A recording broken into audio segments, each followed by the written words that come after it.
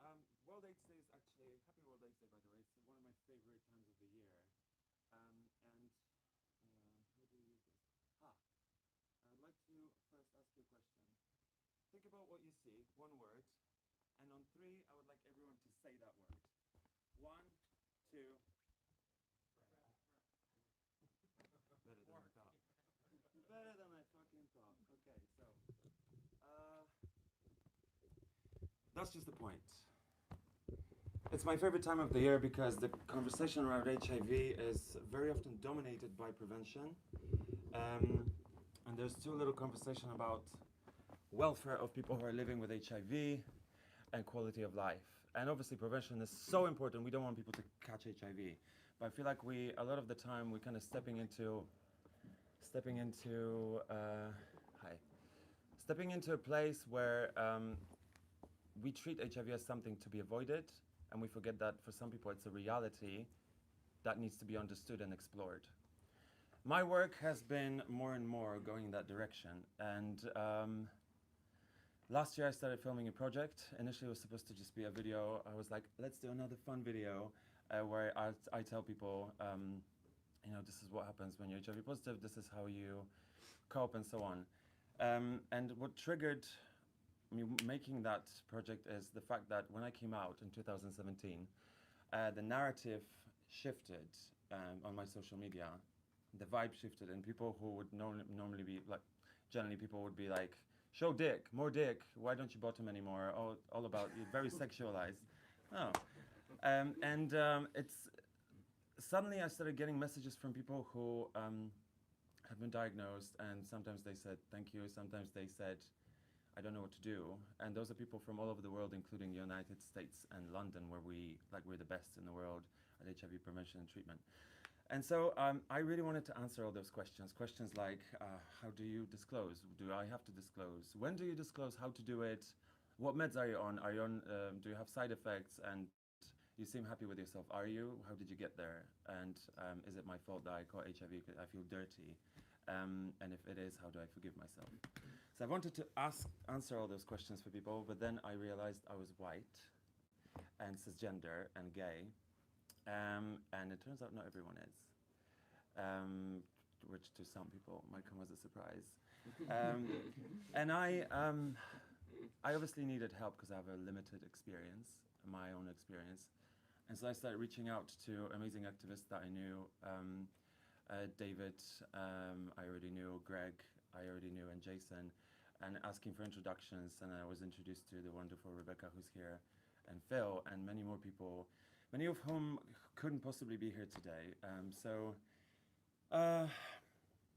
The point of the project was to collect all this experience and place it somewhere in like an accessible source, one toolbox, where anyone can access it and as many people as possible can see themselves in it, can be reflected in it. And something that they can just flick on and become empowered, become informed and consoled shortly, like just after diagnosis, before all the hatred and all that bullshit comes knocking on their door through social media. I've only had a look at this footage for the first time properly and started editing it 2 weeks ago. And I picked 5 clips of interviews, some of my favorites from people who couldn't be here today. I'm going to stream it today for you. This is not kind of the format that the project will have. I haven't worked that out yet, but they're some of my faves, and I really hope that they resonate with you. So this is how to stay positive when you test positive.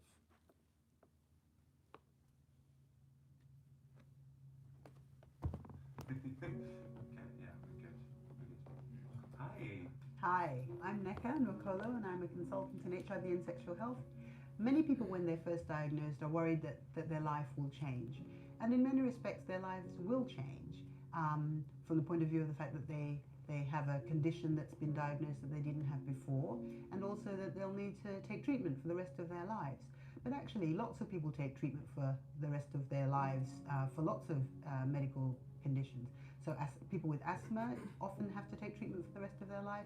People with high blood pressure often have to take treatment for the rest of their life. Diabetics have to take treatment for their whole life. So the idea of having to take treatment for your life is not necessarily a bad thing in itself. But what's important with people who are positive is that the treatment for most people actually doesn't cause any problems. It's just a pill you take every day and your life goes on. You may feel that your life is changing because you've got this diagnosis of HIV. Actually, the reality is for most people, once they come to terms with the diagnosis, their life just goes on as it would have been and as it would have gone on if they hadn't been diagnosed. And one of the things that I try to reassure people about is that your life does not have to change for the worst. You should plan and should expect to do all the things that you would have done if you hadn't been diagnosed with HIV, and you shouldn't let your HIV diagnosis stop you from doing anything in your life that you'd planned to do before. And it's really important, I think, where possible, for people to try as much as they can to come to terms with the diagnosis so that they can move on and live the life that they always wanted to live.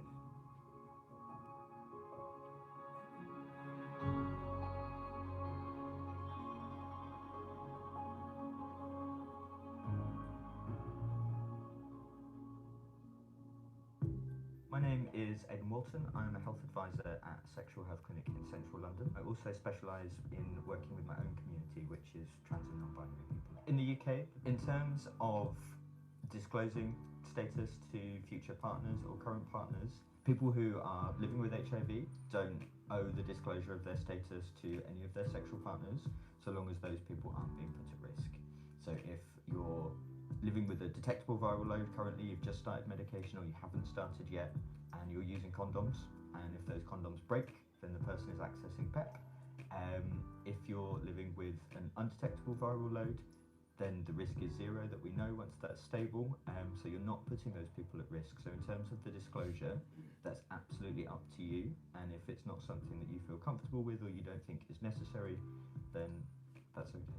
And at the same time, what are benefits of disclosure? I think if people feel comfortable to do that, and if you feel comfortable to do that, I think that's a really useful thing, because it plays a part in owning your HIV status, and I think that's important. In terms of not disclosing, I think it's important for yourself and for everybody to think about personal safety and what that disclosure means in certain contexts. Is it a space where you are safe to disclose? Is it a wise thing to do in terms of the context of the person or people that you're with? I don't think there's ever a perfect way to disclose or time to, but valuing and judging each scenario and each partner on their own merits and basis of their understanding, I think that's something that you can do sort of as and when.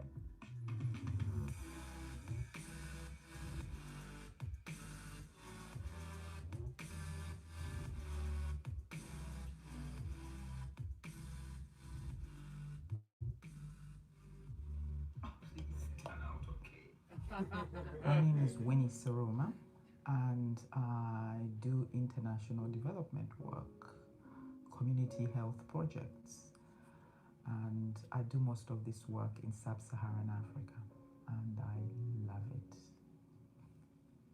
We are in an era at the moment where we now know that if someone is on effective treatment, they can't pass it on. Some of the most fantastic news that there is in terms of people living with HIV. We should all be embracing it. It shouldn't just be a people living with HIV. It should be everyone, because some of the people who don't have HIV at the moment might pick up HIV from people who are not on treatment. People who haven't tested. Even people who are in the medical profession are finding it hard to take the news and to relate the information about not passing on HIV to their patients. I remember engaging a nurse one time, and the nurse told me that I can't give this sort of information to my patients or the people that I engage with, because they'll misbehave. It is those kinds of statements that are not helpful. People who are living with HIV on treatment and know their status are no longer a threat to anyone.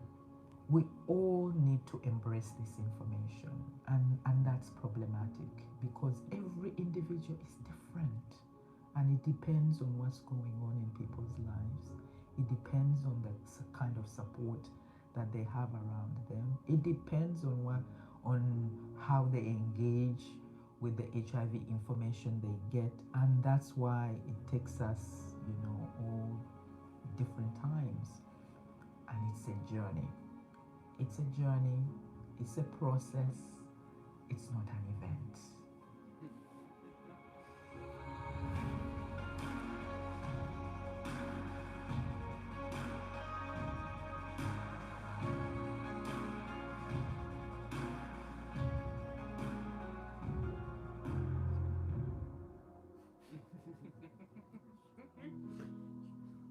My name's Shamal, and I'm a HIV activist and advocate.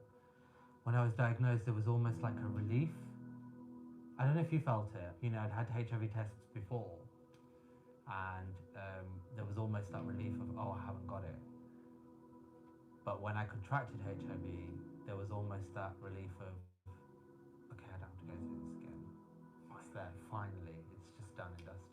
I mean, at the time, I thought, this is it. I'm going to die, and I'm going to get AIDS eventually, and blah, blah, blah. All of the stuff will happen that I was misunderstood about, and the tombstones did come flying into my head. But now, I know that the treatment is so good that if you do get diagnosed with HIV, as soon as you're on that effective treatment, it's not something that you really need to worry about.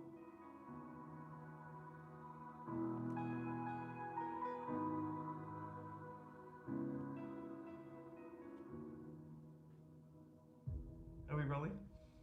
Okay.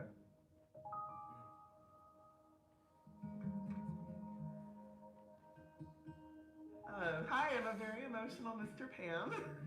I'm a proud and passionate gay pornographer, and I live in the United States. I'm originally from San Francisco, and in Las Vegas right now. I'm a full-time gay porn director, love my job, love my boys. And Kaden, who's behind the camera, who I love so much, and I'm so supportive of all the work that you're doing. Thank you. And I know it's hard to come out being positive, and it's strange that it should be hard, but it is for a lot of people. And a lot of people, when they get diagnosed, they think their life is over. And I think that's why I'm crying right now, because two of my best friends in the world, I just remember them telling me, and it's been about 5 years, and they're living, they're okay. Everything's okay. It's kind of a bitch. And I know a lot of you'll get discriminated against on Grindr and Scruff, and it's silly because a lot of people are just not educated. Like, there's so many people who are, and they're like, oh, okay, I'm on PrEP, this was fine. Oh, you're undetectable, it's okay. There's no way to transmit HIV at all. Studies have come out over and over and over again for the last 10 years. But there's some people who choose, to not educate themselves, and it's their own bodies, and it's fine, just let them go. Maybe in a couple years they'll understand. And I know a lot of people who have been diagnosed with HIV, and just all of a sudden they've been forced to take care of themselves and monitor their own physical health, drinking water, using chapstick. What would you say to someone who's just been diagnosed and worries that it kind of defines their value and they're not worthy of them anymore? Being diagnosed sucks. It does. It sucks. You're in the clinic, and all of a sudden they deliver those words that you've dreaded your whole life that you're going to hear. And it's going to suck. It's going to suck for a few weeks, but you can't ignore it. Just go and work with the clinic, work with your doctors, get on your medication. And the meds might make you sick at first, and then you'll switch to another med, and then you're totally fine. So just hang in there. You're going to be okay. There's lots of people, lots of support. The gay community especially is super supportive and understanding and educated. But undetectable means untransmittable. And this is not the end of your life. You're going to be out there. You're going to be fucking. You're going to be looking hot. You're going to live a long and healthy life. So you got this.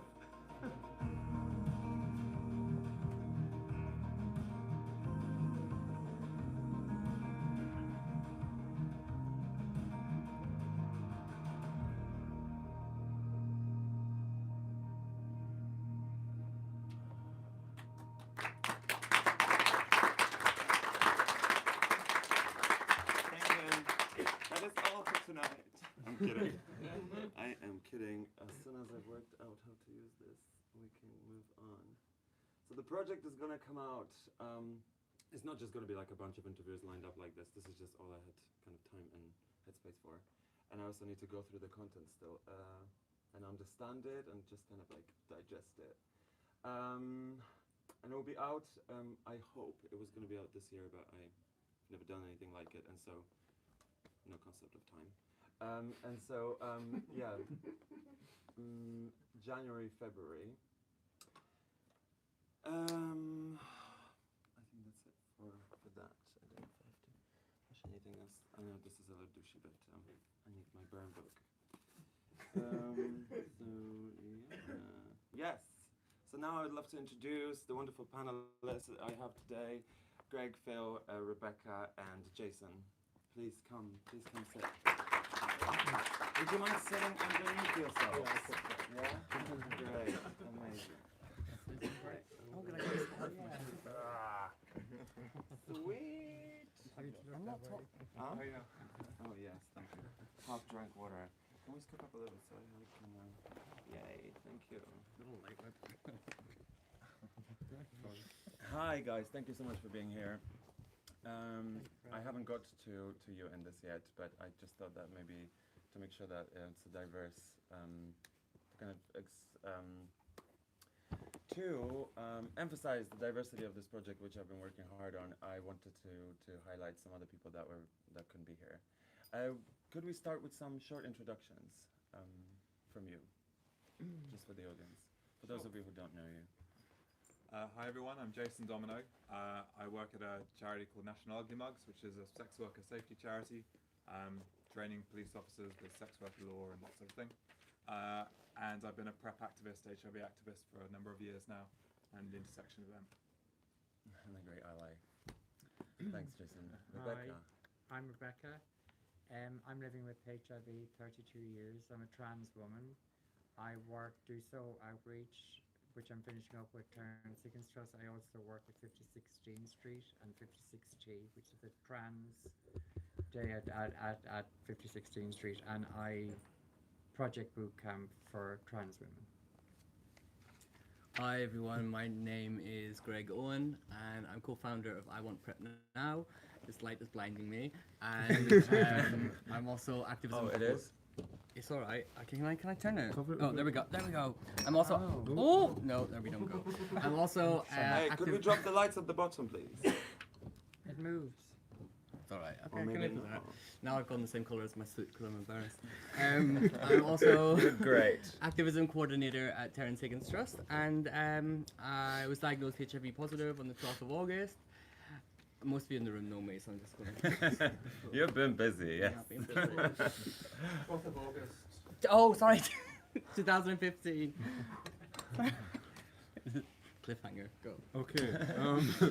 Hello everyone, my name is Phil Samba. I'm strategic lead for PrEP for Queer Men of Colour, PrEPstar, activist and a writer. Amazing, thanks guys. So, first things first, I have a question to the two PrEP users in the room. Would you let me come inside you? And this is leaving out kind of like interpersonal dynamics that we have. Would you let someone who's HIV positive come inside you? Let's take that. You don't have to say, you don't have to say yes. I have many times. So I've been on PrEP for about 4 years now. Yeah. And I'm at the point now where I don't really ask what someone's status is, but the times where I've really known the value of the PrEP that I've been on has not been with partners that know they have HIV, but partners that don't, and then have had a diagnosis not that long afterwards, and I've been able to see where it's been helpful. What about you, Phil? Yes, I would. You would? Yes. Okay, that's great to hear. I asked this question, and I think this is why I picked this for, it was actually David's idea. I asked this question because I think this is kind of in a nutshell what U equals U is, and I think that the message gets diluted a lot of the time. Mm-hmm. When it comes to U equals U, we kind of stay away from the sexual, sexualizing it too much, as if it's not about fucking, right? And who in this room knows what U equals U means? By show of hands. who doesn't know what doesn't? Yukozu means. Who doesn't know what Yukozu means, and that's also okay. Okay, so would you guys how would you explain Yukozu to someone who doesn't work in the sector, who doesn't know about HIV, who's never been tested? I don't know, like a 10-year-old, or I don't know, a teen who's learning sex from porn. No concept of sexual health. Rebecca.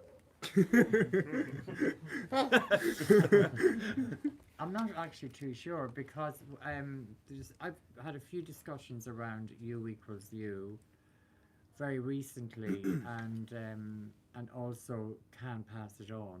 Right. And doing Soho outreach and going around all the bars and talking to people get can pass it on a lot simpler than U equals U.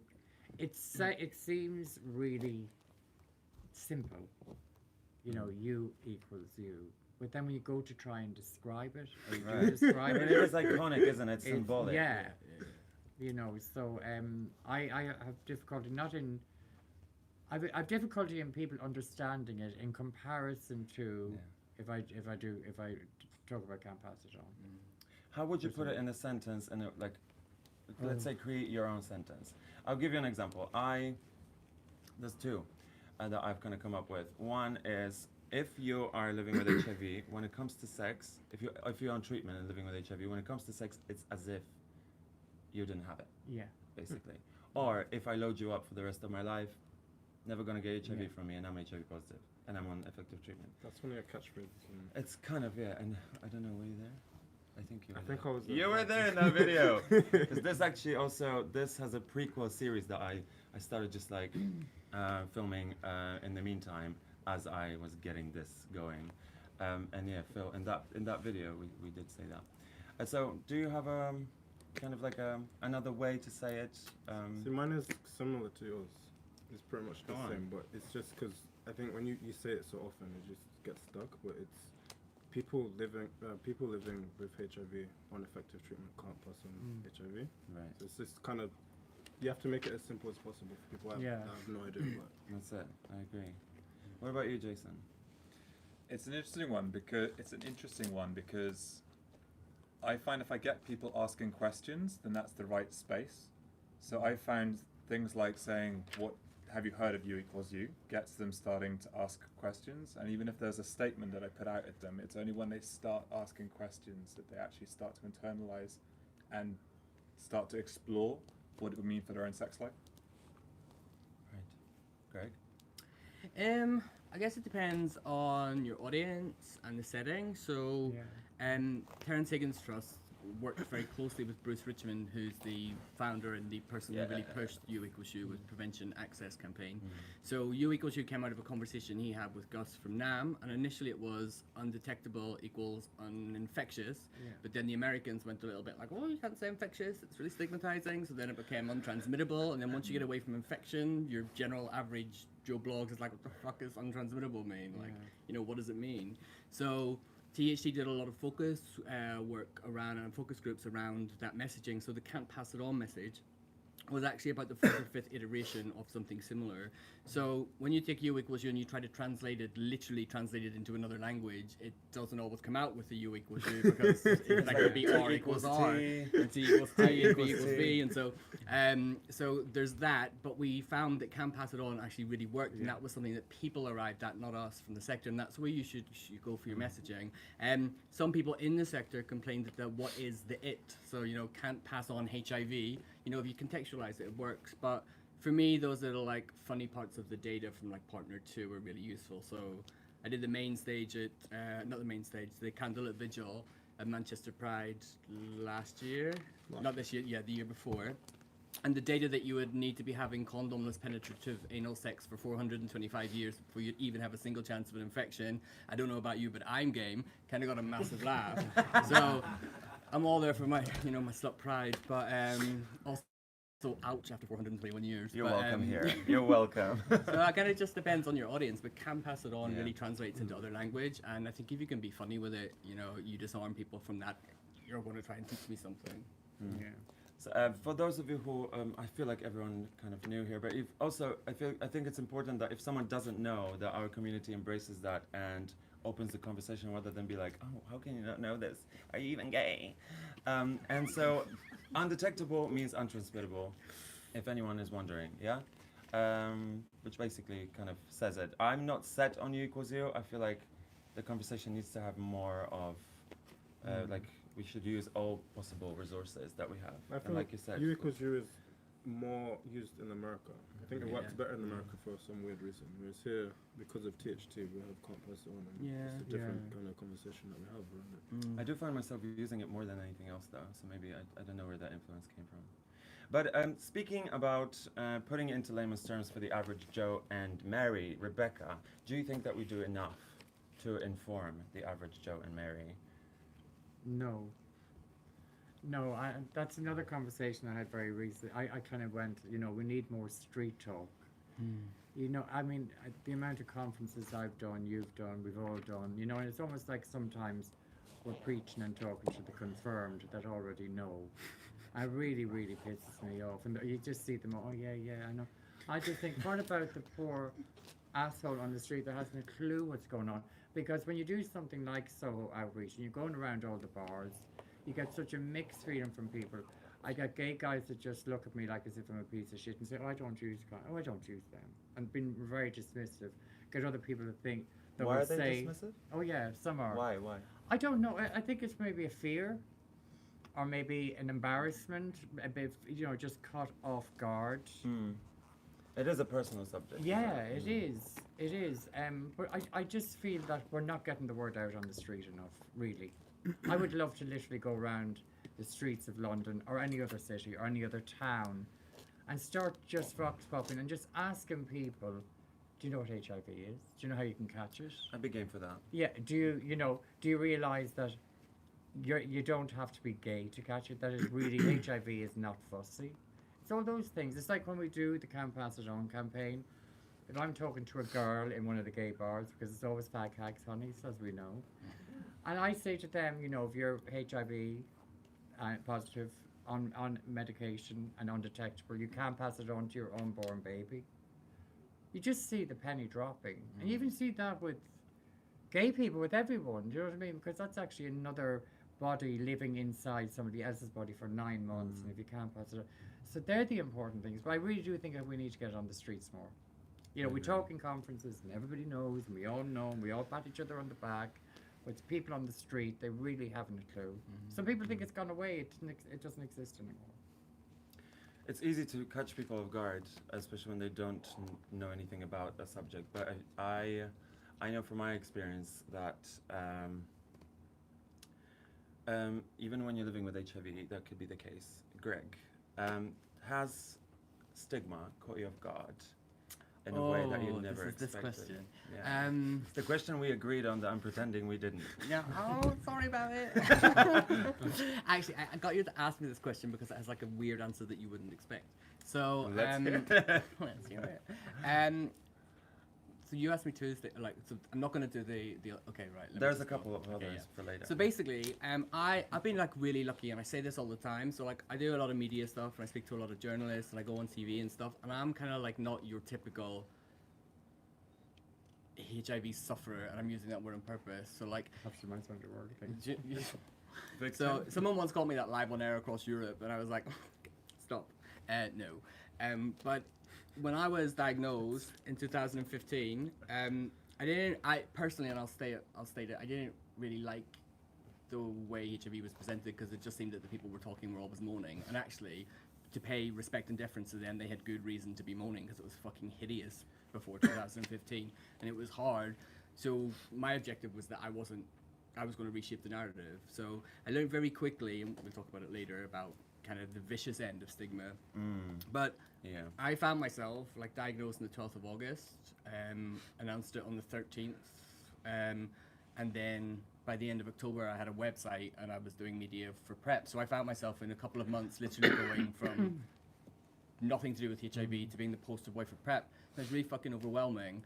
And I think the thing, thank you, and I think the thing that I didn't expect was in those first couple of months, I started dating this guy. He was a teacher, and he was like, "Oh, can you just shut up about prep? Like, you know, nobody at my school knows, and like I don't want to just tell like HIV all the time." And he was HIV positive, and he wasn't out to anyone. And I was like, okay, that's a bit weird. And then we kind of finished because we were not compatible on that, because I was really working to get back to me, like back to inverted commas normal. And I was like, I'm going to work on this, and I'm not going to me being okay with me is more important than me being okay with you. So you need to go. And then and he did, and that was it. And then a few weeks later, this go-go dancer actually, who also was living with HIV, message saying, "Oh, do you want to fuck? Just for the record, like I definitely want to fuck you, but I couldn't date you because you're just like too out there with the whole HIV thing, and I don't want people to think I have it." And I'm like, "What the fuck is this?" I'm like, "Oh, I've been really lucky."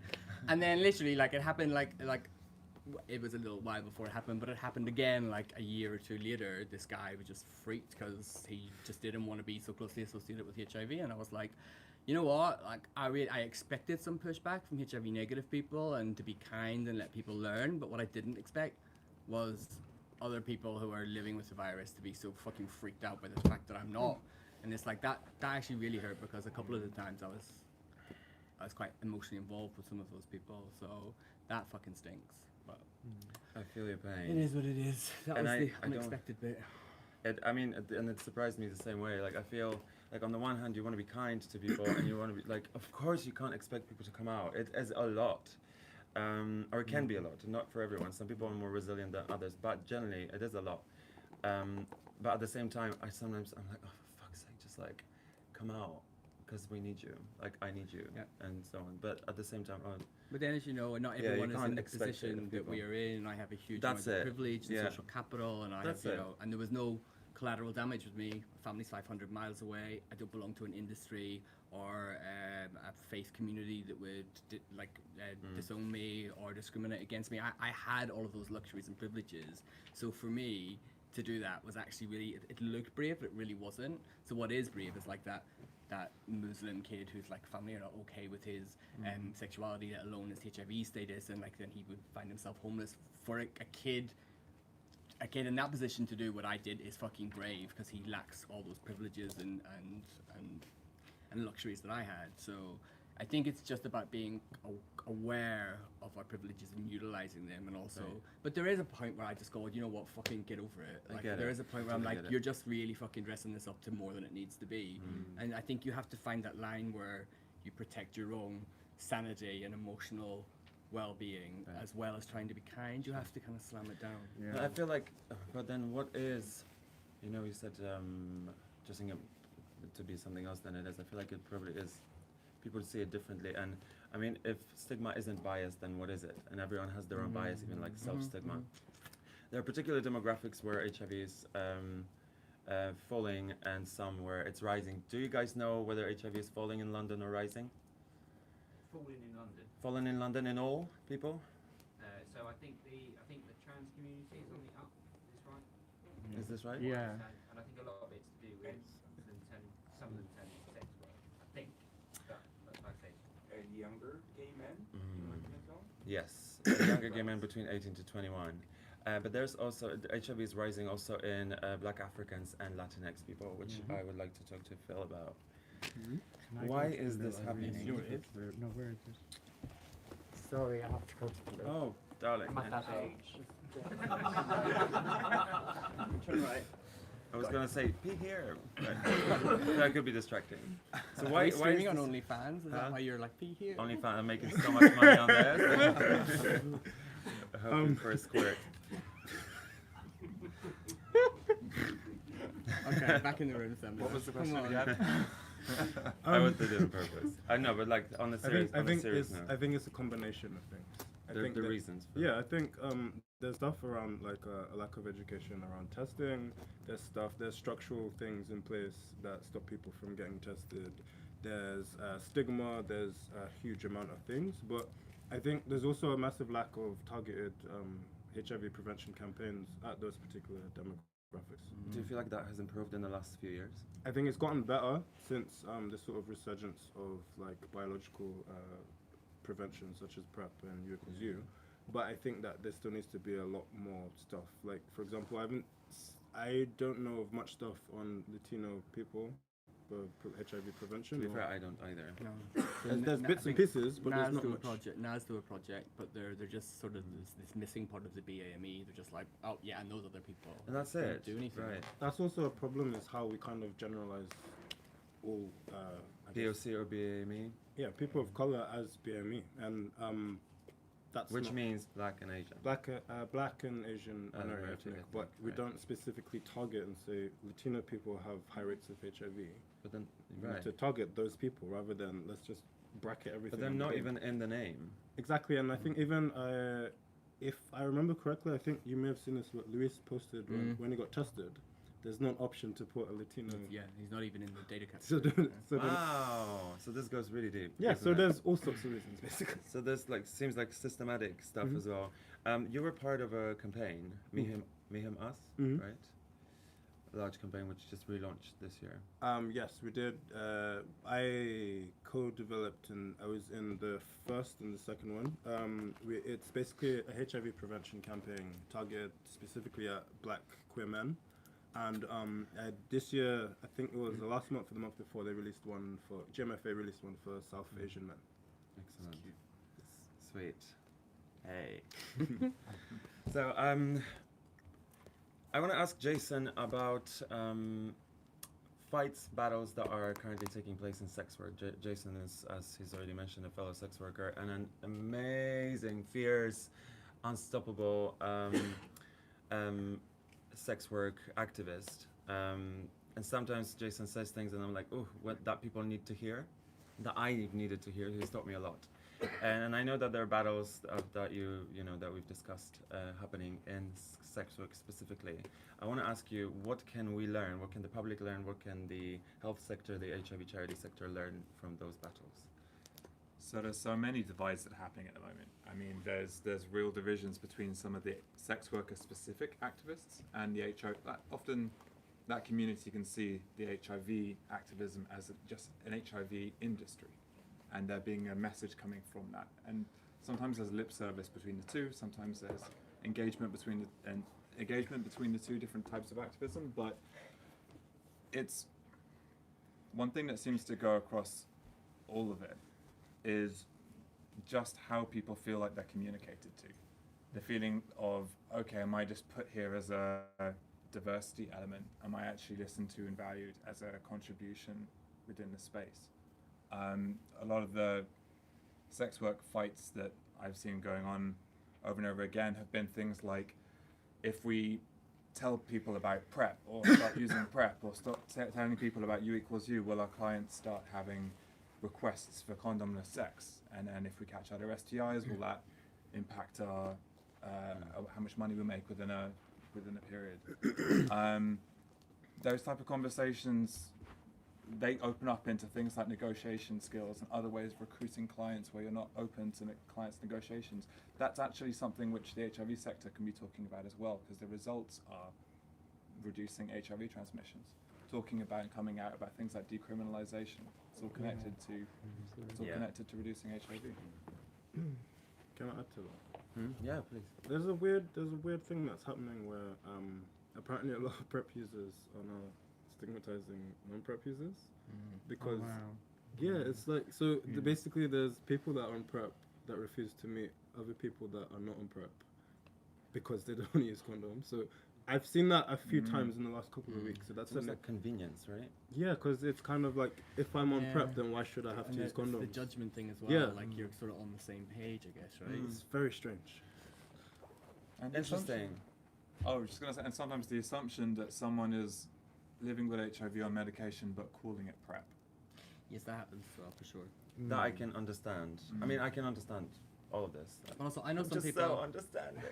I know some people on PrEP, particularly some of my friends in Canada and the States, who take PrEP for themselves, but actually quite in the early days, quite like the added security of sleeping with people who were undetectable, so they wanted to kind of like double bag, like would never use condoms, but with undetectable and PrEP. It's like ironic term to use here when there ain't no bag. So. Figuratively. Yeah, figuratively. So right. I had a question that I was going to ask earlier, and you just brought me back to it, and I slipped. It slipped. It's gone. No, it is actually what we're here to talk. Yeah, you know, the convenience of we're kind of judging. I feel like we're judging people wanting to have condomless sex, and we're living in this narrative of sex having to, I don't mean we are judging, but I find myself judging, so potentially maybe you are as well, I don't know. We live in this narrative, there's this narrative of shame around sex. Yeah. And I wonder, there's this whole concept of being reckless if you're not using a condom. That's been, I feel like it's been forced on us because the AIDS epidemic hit us like a yellow school bus. It hit Regina George. And I wonder if you see it this way, do you see it as recklessness? And do you think if it is indeed reckless and we should be more fearful, is fear our friend? Go to Greg first. Oh no, bye Karen became like an internet thing. Like I got. Now you have to apologize to all the Karens. I'm gonna let somebody. Actually, I'm gonna let somebody else bring it up. I'm gonna because I talk a lot, so I'm gonna let somebody else take that. Do we need to scooch over? I'm good. Did you wet yourself? I did. I think I have. Oh, Rebecca, you've just gone low. I know. It's all about water today. It's all good. All the excitement. Water sports is really in. Absolutely. I'm gonna let somebody else take. I don't mind answering that, but I'm gonna let somebody else have a go because I talk about that all the time. Is fear our friend, and is it right that we live in a culture and a climate where sex without a condom is deemed reckless, and do we bring that shame into our sex lives? And it's I think fear, no matter what way you're looking at it, is crippling. I really do. You know, it is what it says on the tin. It's crippling. You know, and it's almost like a cancer. It can really, and it can multiply. It can become bigger than fear. What can be results of fear when someone's scared? For me, or ashamed around, you know, sex. Yeah. I kind of see shame different to fear. Yeah, do you know what I mean? Talk about either. Do you think, for example, would someone? I would be fearful. I would be fearful. I was very angry when I discovered in recent years that if I'm undetectable, I can't pass it on, because I've been living with HIV, which was known as AIDS first, for 32 years. You know what I mean? And I have to say, this was before internet, before anything, where we didn't really have any answers at all. I was given 2 years to live. That was fear. That was fear. I bet. And I just think that, over the years, the fear built. And then when I discovered that on numerous occasions, when I would go on meds, come off them, on and off, when I would get undetectable, we never knew back then when we were undetectable that we couldn't pass it on to anybody else. So Was trying to that get into already a thing? Back then?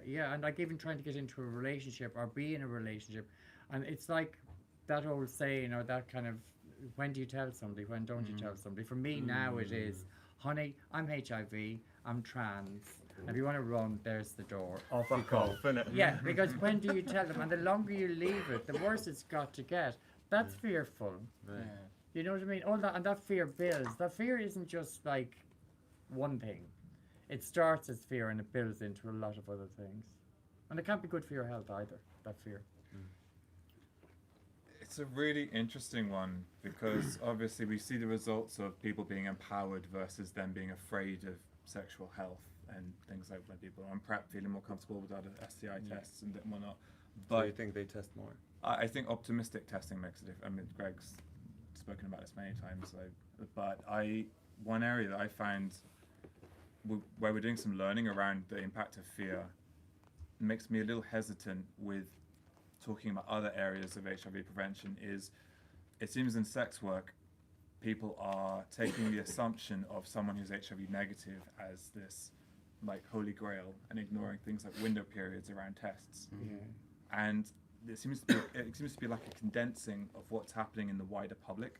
When the public just hear, okay, this person's HIV negative, they're not seeing, okay, this person is an HIV negative test result holder. What test did they have? When did they have it? And the window periods that connect to each one. And I don't want to inspire fear, because obviously when someone has an HIV negative test result, great thing. But they also need to understand in comparison the benefits and the real securities of someone who's undetectable, who can't pass on HIV, and actual elements of chance of catching HIV from someone who has a recent HIV test result which says negative. Right. It's almost like a concept, isn't it? Like getting an HIV negative test or getting any negative test result is so conceptual because it's not what it says on the tin, unlike what Rebecca said a moment ago. Like it says neg, but it means it was that. Like I don't know, 4 weeks ago, 2 weeks ago for chlamydia, gonorrhea, and so on. You want to add to this? Yeah, I'm going to add to it because I've heard a little bit. So I'm not going to do my usual spiel about fear and fucking without fear and all that because I think because it is my usual spiel. You can hear it in our episode of. But I think so. When I go to conference and people throw up this question of if we give, and it's always directed at gay men, pretty much exclusively, occasionally at Black African communities, but generally, if we give these gay men this drug that stops them getting HIV. Like that's a bad thing, first of all. Then they're all just gonna go fucking wild, having these wild orgies, and they're gonna like never use condoms, and STIs are gonna go through the roof. And so we really need to pay attention and be concerned about risk adjustment.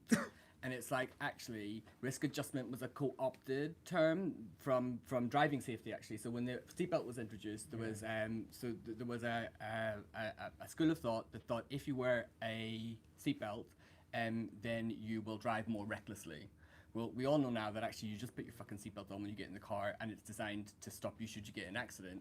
But the thinking and the psychology behind setting off risk was what they found actually is that people are not motivated to make changes with the incentive of preventing an immediate negative, i.e. something fear-based. So I'll contextualize it for the car in a minute as well. People are motivated to make change for a longer term happiness. So what that means in terms of driving a car is that you don't get into your car and put on your seatbelt and think, I'm putting on the seatbelt because I don't want to die on the M25 today when I get hit by a lorry.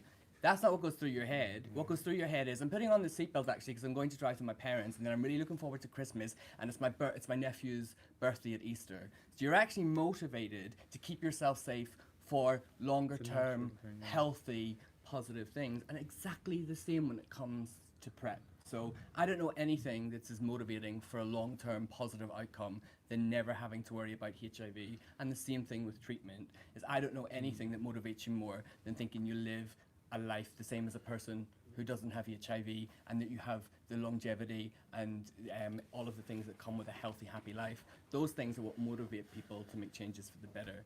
So risk adjustment is really a poor co-opting of that phrase, for sure. We do get equated to that quite a bit. Yeah, for Why sure. do you think people have such an issue with us having a happy sex life? Because it's not normal. Like, and I'm using that word on purpose. Like, you know, this country at the minute is really, really crippled outside of London with this awful, like, you know, you can see, and I'm going to be political now, but you can see that voting the Conservatives is not beneficial for anyone. But when you get outside of London, our country is entrenched in this awful thing that anything that strays outside of that middle bracket of normal is something to be resisted. And actually, you know, none of us, I presume we're all queer people in the room, or we all know queer people, we're not normal. And so we gay men make up 3 to 5% of the population, and so that's what a minority means. That's what disproportionately affected by HIV means. We have half of the diagnosis in 3 to 5% of the population. So what it is people don't want to celebrate and give you permission to not be normal. It doesn't fit the society that we live in. Ultimately, that's it. And the cherry on the cake is those wild fucking debauched gays having wild, guilt-free, disease-free bum sex. We can't possibly let that happen. Ew. Like, at least have some shit on your dick. Like, you know what I mean? So it has to be some sort of outcome. I mean, many do, actually. Anyway, that's my top and throw. Does anyone want to add anything to this? You can go and shit in your dick. So No. And I'll shit on your dick later because we don't have time right now. No? So, I'd like to move on to something I feel hopefully will be quite cathartic. We've all sailed some storms on social media for different reasons. I feel like essentially it's like the same bracket. We've been vilified and we've been dragged and trolled. And I've asked all the participants today to prepare the worst tweet that they received. They're going to read it out, and I would like to hear your first thought. I've got them here. Okay, Just phew. I don't have yours. Do you have yours? Do you have access to yours? Yes. Yeah. If anything, they're on WhatsApp. Yeah. Okay. The links, because I can't open this link. I don't know how to open this link. The touchscreen's Didn't not think that working. through. Yeah. It's not, so I'd like to hear your first thought. What you thought, how you felt. What like. Did you think, oh, asshole? Did you think, oh, he's, I don't know, mental well-being? Did you think, someone's out to get you? Whatever went through your head. And then, did you respond? I'm guessing probably yes. How? And then the third thing I would like to hear is, do you think that there's room for improvement in that response? Would you respond differently today? Who wants to go first? No one. I think for me, Excuse me. I took so long. I'm only like kind of out talking about being HIV over the past 3 years because of the stigma and being trans and all of that. And I didn't really want people to know I had HIV. I think they did know back in the day, and then I didn't die after the 2 years, so a lot of my family thought I was making it up and I'd do anything for attention. I was quite Which doesn't have to not be true, right? and I was actually, that's how sad it is, I was actually quite happy that they believed that, because it kind of took me off the hook. Kind of accurate though. Yeah. She's still alive, she's still there. And it was just, yeah, so as far as social media is concerned, I mean, the first time I came out was 3 years ago, and I'd done a campaign with Gilead, and I just kind of worked it in my head what I was going to do, and I actually put it on Facebook, and I put it out over all the people I know publicly, and I just said, this is probably the bravest thing I've ever done and will ever do. And it was a Saturday evening, and I posted it, and I closed the laptop, and the next day I opened it, and the response was unbelievable in the best possible way. Because my fear was that the press would out me, because in 2013, when I was back living in Ireland, I went back in 2010 to open a model agency again, and I ran out of meds. I was undetectable, ran out of my meds, and I was going to go to St. James's, the Dublin hospital, and I remember going along and seeing people there, and they knew me, and I ran because my career in the past had been very public, being a hair and makeup artist and a model agent. I was and also being the first person in Ireland to a sex change doesn't help to keep you out of the public. So when I was undetected, when I ran out of my meds, I kind of thought, I went into, in my head, I kind of thought, you'll be fine, you're okay, there's nothing wrong with you, you look great, you look fab, everyone's telling you look fab, whatever. And I went into complete denial. By 2013, my teeth were rotting, my hair was falling out, my nails, loads of different things. I got candida, I got all these things. And then I was diagnosed with pneumonia. And the minute I was diagnosed with pneumonia, I knew it was AIDS-related stuff. And there again, I was given a very short time to live. And I came back here for a second opinion. And because I'd built up such a resistance to meds, they told me I would have to give everything up in Ireland and live here again. And it took me nearly 2 years to get undetectable again. I remember saying that's when I made the decision that I would come out of the shadows and talk about my stuff, because there's only one person dying here, and that's me. So when I did, before I did any of my positive voice talking in schools and things like that, I felt I had to tell my family, especially my daughter and my granddaughter, well, not my granddaughter at the time, my daughter, and she just told me that she loved me, and that's all that mattered. And when I got that kind of seal of approval, or that love, it gave me the power and the strength to be able to do it. And when I did post that campaign, and I'm saying in the campaign that I'm a businesswoman and I'm HIV. Like, I mean, I'm saying it straight to camera. And I was expecting the worst results, and I was actually crying the next morning with joy because of the support I had. And I suppose that's when I realised that was probably the first time in my life I've ever been completely that honest and that transparent. And I just found that when I kind of believed in that myself, and I kind of simplified it and I just said it as it was accepted. I think sometimes around HIV and all the stuff we talk about it, we do go around the houses, do you know what I mean? I think we really need to bring it back in. Because to me as well, it doesn't matter what meds you're on, it's still the same virus that was around in the 80s, and we still have to be careful. We have to make sure that people know this. Yeah, I get and that people get tested. Thanks so much for sharing this. Thank you. You know, I find that like when I came out also, I expected that people were gonna just, I'm gonna be destroyed. There was some part of me that thought that, and I got a lot of support from David, from Impulse, from friends. And the responses were, there are a couple of people that told me to kill myself, which actually didn't hurt. I was like, I expected it, not gonna, right? Don't feel like it. But there were some people, there were lots of positive responses. What hurt me particularly was the fact that people were saying, get well soon. Oh my God, I'm so sorry. Like these kind of like re-traumatizing. But there have been some really, really negative things, but I would like to focus on you guys, not myself. Phil. Yes. What's the worst tweet that you've received? How did you feel? How did you respond? How would you respond now? There's been too many. Pick one. Well, there was a lot of backlash when Manchester Pride revealed that they were adding the Philadelphia flag. Yes. See? I remember this. So I made the foolish mistake of contributing to an article about it, talking about why I believed it should be a good idea and how it's not that big a deal, and if you add 2 stripes to a flag, like, is it really going to change anything if we're just highlighting, you know, black and brown people? And there was an uproar. So I'm not going to go into specifics of individual ones, but basically I got a lot of backlash from a lot of cis white gay men. Trademark. Just kind of attacking me for having opinions on it, or like saying, like accusing me of different things. So yeah, it was quite annoying because people were saying all types of things. So I remember I said that people were saying that I was playing the victim. People were saying that I'm trying to erase white queer people. People were saying I'm divisive. Like they'd let you. People were saying I'm making things worse. So it was just kind of like, what? Like I'm doing the opposite of all of those things. So it was just a bit of a head fuck. Because it wasn't making things better for them, perhaps. Yeah. And I think that was the issue. Right. Not better. Yeah. Okay. Jason, do you remember yours? Yeah, I remember mine. The worst tweet, yeah. Although I there don't was want any of that positivity anymore. Yeah, want stigma. Jolly hockey sticks.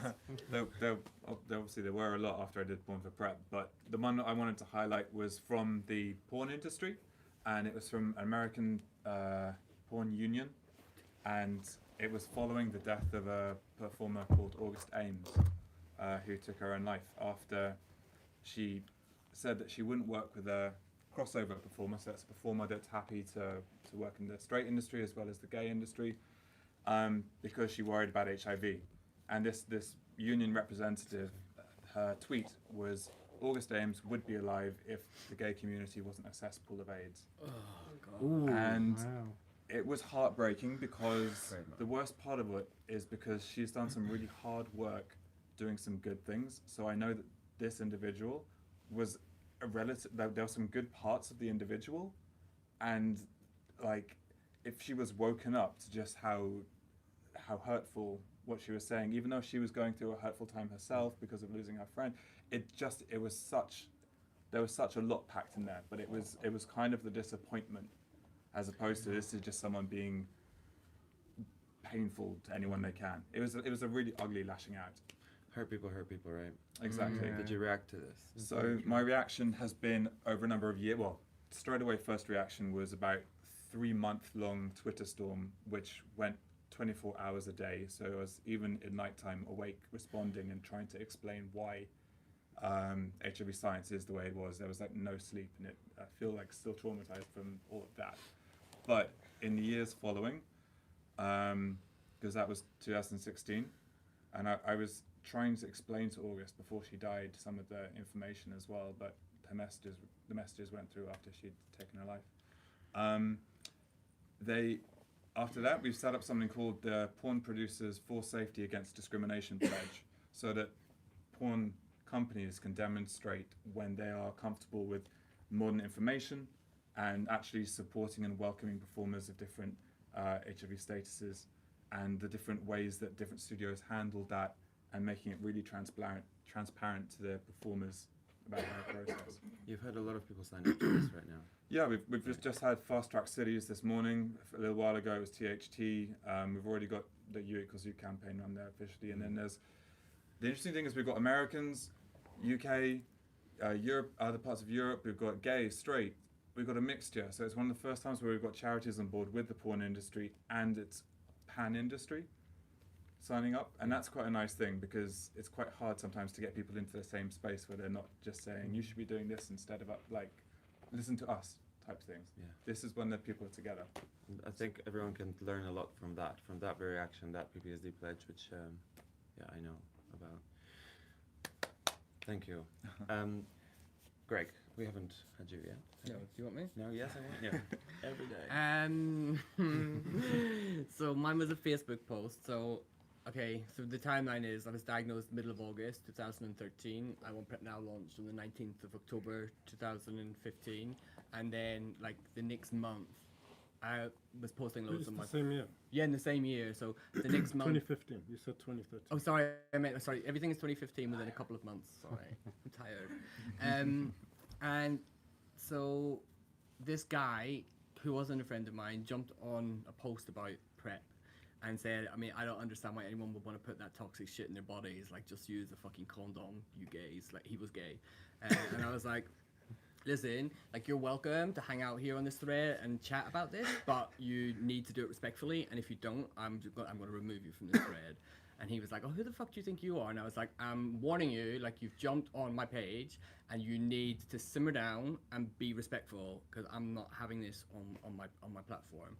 And then he obviously went away, had a little look at my page, a little look at who I was, and then he came back and he was like, oh, why don't you go and jump off a bridge, you fucking cunt, and kill yourself, or go and catch AIDS and die. Oh, actually, you've already got it, so it won't be too long now. So that was that. Little did he know. But there's something like, it's really weird. It's like we always say this, oh, you don't know what somebody else is going through. And actually on both sides, like I was, like you're in the middle of the eye of that storm of a diagnosis and then all of this prep work and like trying to figure out who you are in that moment. Like anything. Like I remember my flatmate bought me a Snickers instead of a Twix and I cried at that. It was obviously nothing to do with the fucking the Twix or the Snickers, but I cried at that. So like little things like that just would like completely ruin my whole day. So very long story short, in that it turned into a big Facebook and Twitter storm, and everyone piled in, and Facebook blocked my account and not his.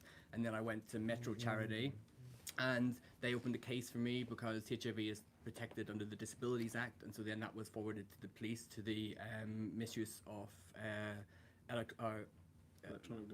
electronic communication, misuse of digital communications, and he got an official warning, and I don't know if they took it further because, like, I understand how people, especially with something that's so personal, you just get to the point where you're like, I've expended enough emotion and energy. I was like, do what you want. You have my full permission to take this as far as you want, but I don't want to speak to you anymore, the police, and I don't want to deal with him. And so I don't know what happened to him, but he definitely got a warning from them. They turned up at his door. And yeah, that was that. I wish I had reacted differently, but I guess I was starting to get my platform at the time, and I was like, I've got this, you know, I can deal. It was really taxing, and I did stay in bed for like 2 days and drink nothing but wine, literally. I had a bit of a drink problem back then, literally, and that triggered me off. But I was like, I'm going to see this through because there are so many people who are in a really, imagine if that had happened to you, like your worst time, or even me. It was, like, I was ready to come out. Because I know you really struggled, right? You really struggled, right? Yeah. And imagine if someone had told That's you why I made to do this that. project. You know, so for me, I was like, well, I'm going to see this through, and I'm going to make a point of this, and I'm going to share this because that's just fucking unacceptable. And that could actually, and also it's illegal to incite someone to take their own life, which he also did. And I'm like, it's just so dangerous. Like, I'm like, you could literally have ended someone's life. I didn't know. I mean, I kind of know. Of course, you can't tell people to kill themselves. Although sometimes you might want to. But people have told that to me, and I don't know if it was a part of me that thought I deserve this, or you know, you just don't know any better. But you can actually take legal action against them, and I think that's a really good point. Yeah, for sure. Because imagine if it was someone who's just really vulnerable, they could have just gone in. We just heard, like, done. And it was Right, like, that's it. you know, Right. it's on our doorsteps. You know, sex workers and our community, and you know, we're disproportionately affected by suicide and poor mental health, and it just takes one fucking dickhead to push someone over the edge. We see too much of it. We see far, and the trans community as well. Yeah. And I think that's kind of ironic, but it makes sense as well, since hurt people, but a lot of the time it comes from trauma. It's a projection from the queer community, the LGBTQ plus, which I find interesting and painful at the same time. So now to break this up a little bit, I would like us all to sing. Yeah, that as well. I don't know how to turn this up, Connor. Oh, there we go. Yay! Who knows how to play charades? I don't know. Yes? Did you spell it with an A? Oh, you did? Yes! And thank you, Ryan. Ryan, where are you? Where are you? Hey, he made that. Sure. Thank you so much. Stunt queen. It was his idea, actually. I was like, this is really disrespectful, but he was like, do it. Oh my god. So, who wants to go first? I don't know how to play. Okay, so how do you play charades? You basically, I give you a word. We were going to do a board, but that didn't work out. So you'll stand up, and then you'll pick a word, and you have to act it out. But you're not allowed to speak. You're not allowed to speak or mouth. Which is going to be really tough for us. Can anyone time it? This Can you time it? Yeah? Great. All right, so you really want to go first? Yeah, don't you? okay. Yes, come, let's go. Right. Come pick a word. Pick one of these words. Some of them are. Like a fucking leprechaun. Oh my goodness. Okay. Don't say Okay, I'll go for this one. Okay. Good we told. This one here? Yeah. Okay, right. First one, and you have, how long should we give him? So you don't act it out. You 10 just- seconds? 30 seconds? 15 seconds? 15 seconds. Or a bit more? No? 30, yeah. Okay, 30 seconds. Ready, go. Blow. Blowhole? Big blowjob. Blowjob. Very good. Very nice. That's great. All right, let's go this way. Is this for me? Yeah. Okay. Get your glasses on, girl. All right. Not age again as well? Pick any of these, just don't say it out loud. Okay. No. I thought I'd go high road with that blowjob. Like that. Good. Yeah, I think. Come. All right. Ready, set, and go. Call. Stop it! Somebody get him out. Get him out. Okay, next. Skinny legend up there. You've obviously been around, love, Down haven't you? there. You know your stuff. Pick something harder, because. I know, I can't Yeah, pick. I can't pick. I'm sorry now I picked one. I'm gonna go. Oh, no. I mean, we will run out of the really easy ones in a minute. And so. then we'll be. Okay, I'm gonna go try this one. Which one? Oh no, wait, it's a bit ambiguous. This one. Okay. Yeah. Oh, that one? Yeah. So. Fingerprint test. HIV test. Blood test. Yeah, who said it? Who said it? Yeah. Yay! Awesome. Easier Right. than I thought. This is too easy. Yeah. Not yet.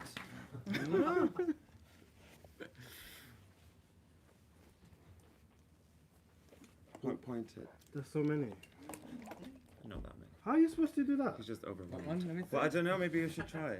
Yeah, there's some of them I know, but how do you do them? Love to hear that Please word. do this Actually. Please. Yeah? No. This is being Okay, I've got one. CharAIDS. I I'm love gonna it. do- I want. I'm gonna do that one. Photograph. Actually, no. I'm gonna do that. Okay. But that's too easy, actually. Too Shares easy. I AIDS, agree. shares got AIDS. Thanks. Glad you said it. We will get it together in 1 second. You keep moving further away from me. The water's spreading. Do I smell? getting a Are you wet bum like that. transphobic? I'm gonna go with that one. Okay. That one's gonna go with that one. Okay. The suspense. Get up. Built it up now. Let's go. That's good. I need this. I need a prop. Refreshing. So mine. So, I guess. Ready? Yep. Set. Go. Oh. Pill popping. Pep. Taking your medication. Yes. Not the strict word we were going for, but should we have another round? Yes. Yes? Okay, right. It's too difficult after that. I'm gonna give you one now. Okay. I'll give you one. I'm going to Yeah. Be a bit. revoke all of your consent. Oh god. Okay, so Oh my god. Hey, nice. Go.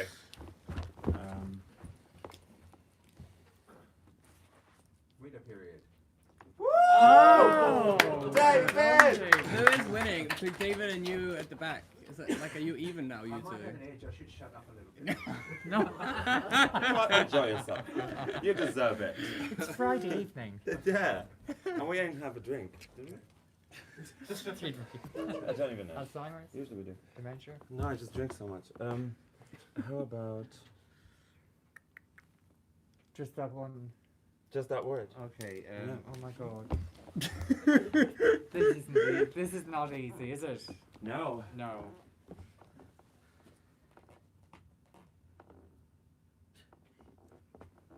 Woman. Person. You equals you. Binary. People. Undetectable? Yes. Ah! Wait, I was going through, I was like, You are in cahoots. Totally said. Sit over there. Me. Come sit over there. It's really hard to do on Did you Oh no, Oh, I legit just guessed. Did you actually? You didn't see it? listening to me, Oh, but it's no your I'm turn now. undetectable. So, I guess. You gotta get me like an awful one. yeah. Ah. Oh. Oh. Yeah. You sound like you're having sex, Johnny. Done. Like a cheap porn. How the fuck do you do that? Well. Tell me when you're ready. Tell me when you're ready. Yeah. Okay, I'm ready. Okay. Go. Trans woman. Old. You are burned. Detectable. Very old. It's untransferable. You equals you. Okay, then it's impossible. Oh, sorry. Okay, he was close. It was like viral load. Like I was trying to get. How do you get? Am I viral? You still have 9 minutes. Oh, I thought the alarm went off. Oh, did someone else? Oh no, sorry. Yeah. We need to check that they're ready first. Yeah. Oh, sorry. Well, what's Like the it? virus. Thanks so much for doing that. Oh, But sorry. yeah, let's synchronize that. Okay, and Phil. That one was hard. Okay. Yeah. We kind of got there. Viral load, that's tough. Enjoy. There's one on that list. Let us know when you're ready. Hoping I don't get. Yeah. Might as well do Can't one. say it. I can't do it. I can't do it. Okay. In that case.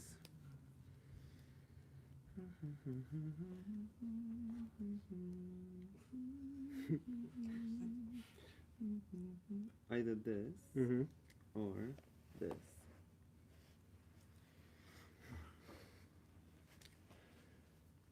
Okay. I've given you like so much choice here. I'm gonna do this one. Okay. Alright. Okay. I'm kidding. How can I do that one? Okay. So Okay, ready? Queer white people. Let's go. You equals you. Men. Boys. Gays. yeah, yes, MSM. We need to be a little more strict. MSM includes trans men, it includes queer men, it includes anyone who has sex with men, right? So, but thanks. Yeah, I feel like that's enough. Thank you so much. Some of those ones well done. And thank you guys. Who won? I haven't been keeping track. Either Between these two. David and you? And then, yeah. But you have wow. the edge. Do you work in sexual health? No. Okay, you win then, because that's his, Well, you should that's do his job. That's his job. David's not going to revoke the tie. Someone This was has an to. interview. Someone has to win. Well, then congratulations. Definitely, you're right where you need to be. Don't be bitter, be better. Right, so now there's time. We have some time still left. Half an hour, hopefully. Yeah? 7:30. Sweet! And no more content. No. Time for an open conversation. So the first thing I would like is for the panel, two of the panelists, because I want to make sure like that we keep the time, keep in time, and I want also to open it to you guys. I'd like the panel first. Who wants to ask a question to the rest of the panelists? Oh, that's a good one. Hands up. I love how dramatic that was. That was really. It was a lifetime slow-mo Blue Planet 2. This is me asking a question. Yeah, ask a question to Okay. the panelists. I want to know what you all do or what you think about the trans community and HIV. Everyone always goes at this one. The conversation's dominated Yeah. by us quite a lot. So, and do you think there's enough done? Definitely not. I think there's not, and I think like if we're talking about the trans community in the whole, there's not enough done for trans men. For Massively. sure. Like, Yeah. So yeah, I don't think enough is done. I think we can do a lot more. We need to have more funding. Yeah. We need to have more visibility of trans people when it comes to sexual health messaging, Yeah. as well as the services we deliver. So, the stats then are that trans women are 49 times more likely to contract HIV in their lifetime than the general public. Yeah. That's alarming as it is. HIV medication is not often trialed in the bodies of cis women, let alone trans women. Trans men are all but absent in treatment and actually in prevention in PrEP studies, practically non-existent. Those things cost a lot of money, and we can advocate and agitate for more inclusion. But the things we can do, or as people who work in the sector, is that we can make sure that we ask the appropriate questions to ascertain how best to give you the services and support you need. So just asking about a trans identity and including non-binary on the option, and absolutely. working on terminology that's culturally sensitive and appropriate are all things that I can literally do, and I have spent a long time, and it kind of fucks my head as a cis white gay man who is like almost 40. A lot of the terminology is new, but like, I know, right? A lot of the terminology is new, but you know, just because like I don't fully have a grasp on that yet doesn't mean that I shouldn't be working towards it. And I think there's a slight apathy and a tokenization in the sector for sure. And I think I think it's a real big problem is that in the absence of data, it's hard to get stuff commissioned, it's hard to push for stuff, and it's hard to get more money, so it's a kind of catch-22. And also then in the absence of data, anybody that's doing work with and for or by trans people sometimes can fall into the gatekeeping, so that if one organization or a small handful of very visible representatives decide this is the way, it kind of sets the narrative that locks out other voices. It's hard for me. I think it's really hard as a cis person to kind of say what we need to do, because we need to ask trans people what they need, and then we need to utilize our privilege to try and make that happen. Yeah. I think.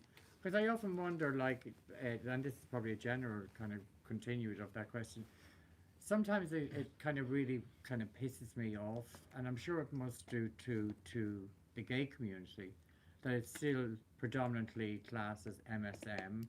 Do you know what I mean? And then it almost makes it look like everybody else is nearly exempt from getting it. Do you know what I mean? Well, all women. I mean, like women, and the amount of women that are catching HIV, especially menopausal women who aren't taking the pill anymore, you know, and they just think that they can't catch it because it's predominantly pushed out there as the. And I say this in support of the gay community, in the sense of that I've watched most of my friends die from AIDS-related stuff over the decades, and a lot of them have been gay. And I just think that in the year, especially coming into 2020, we need to change the face of that a bit. You know what I mean? Because I do think that, I think it becomes more real when you make it a human, as it is, HIV, it's a human. Do you know what I mean? Right. It's a human virus. Not just gay, not just gay. trans. And I just think it's very unfair. Sometimes I hear thinking it's always about gay. I just feel that that's not fair in the gay community either. You know I think it's what I mean? not fair either way, really, Yeah. because then you've got people from the trans community being left out. Yeah. I feel like I think there's something that is not talked about enough, and I experienced this quite a few times, being like white Polish, like only started really kind of paying attention to some things. They came onto my radar in my 30s, and previously to that I had no experience with trans people, for example. Yeah. And I guess I was just not in circles where it was possible. I wasn't an activist yet, where I would met people outside of my comfort zone and so on. I remember how nervous I was when you came to my house. So nervous, because she's such a powerful, beautiful, wonderful trans woman. But do you find that before that. I promise I have a point.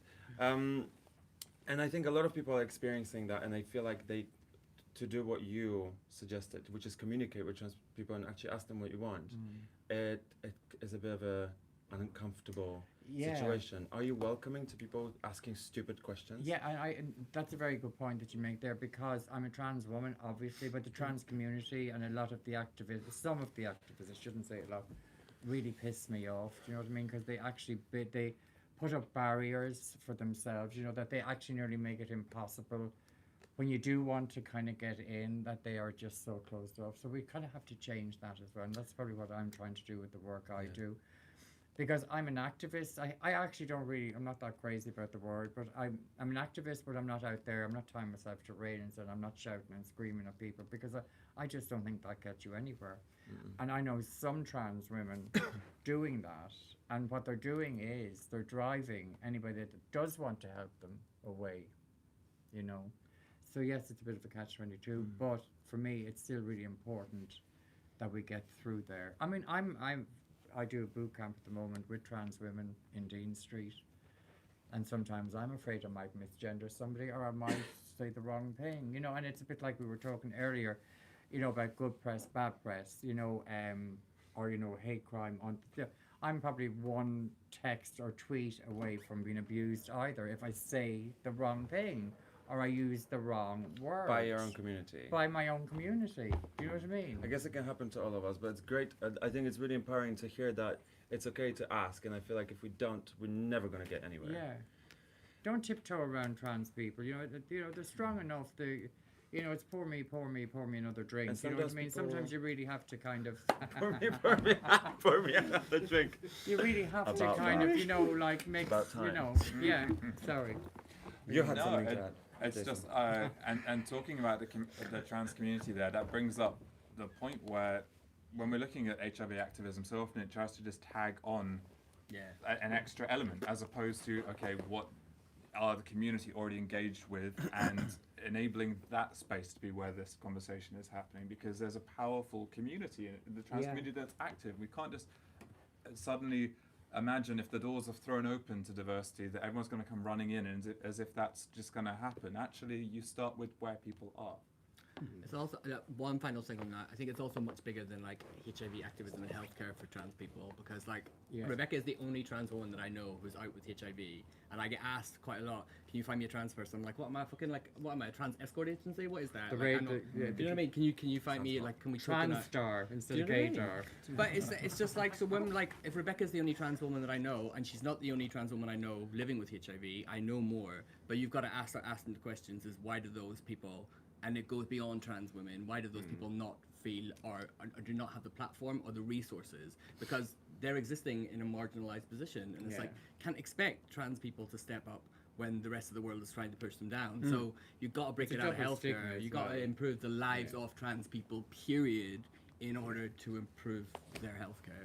Including within the LGBTQ plus community, I feel like actually make more spaces and be more inviting. Because like you said, sometimes people are exclusionary, and I'm making this project, and this really shocked me. I've spoken to so many people, including some people like higher positions in the chapter, and some of them suggested that I keep it gay or queer, and I found that to be... Did they say why? I guess, but I was like, it was not something that I was considering doing at that point. No, but it's just kind of like, what benefit does that have? Well, it has a benefit to gay people, I guess, because like visibility for us and so on, and we deserve it. Yes, of course we do, but everyone deserves it. Trans people deserve it. Women deserve it, right? Do any of you have anything to add to this? No, but my question is similar. Your question is similar. Do you want to ask the panelist question? Okay. Sure. So Phil is going to ask you guys. My question is, how can we get more people of color involved in the work that you do? As in?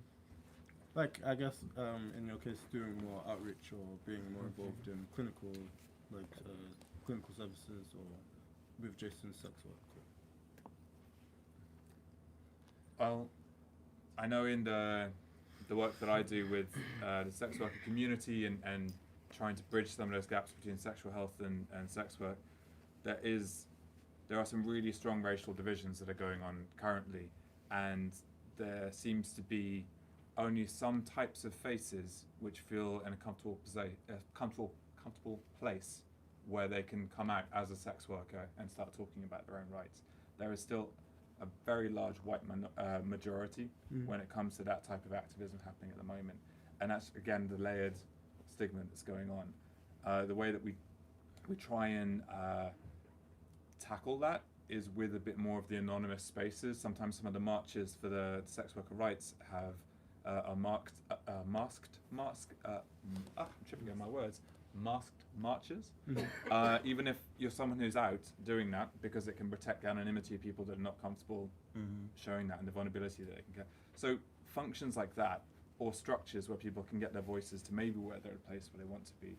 Because not every position has to be a visible position. Like there's 4 of us being visible up front, but there's a bunch of people behind each one of us in our own different groups, and all of those can have representation, which we just try and do our best to pass messages on for as well, because that's visibility in its own way as well, even though it's complex. Was there a question about visibility? It was just how do we get more people involved? So I know that you're very sensitive to that aspect, because we've had lots of conversations and you've really helped me also. Like in porn, for example, I have intentionally tried to make my OnlyFans, for example, reflect my sex life, and in porn it's proven more difficult. Have you noticed this as well? And if you have, what can we do to include more people of color into the work that we do? Well, in porn, there's obviously a lot of racial lines that have been pre-made for some time now. How do we target that? Targeting that is quite a complex one, because certain groups are going to find certain types of material specifically because of either a fetish, and then having the narratives of saying what is a fetish and what is traction between people of different colors, and where the or having the wider conversations there and saying it's okay to have these conversations, but obviously I wouldn't want to be the person that's projecting that conversation, because it's something we all have to have together. But you do, of course. No, I totally agree.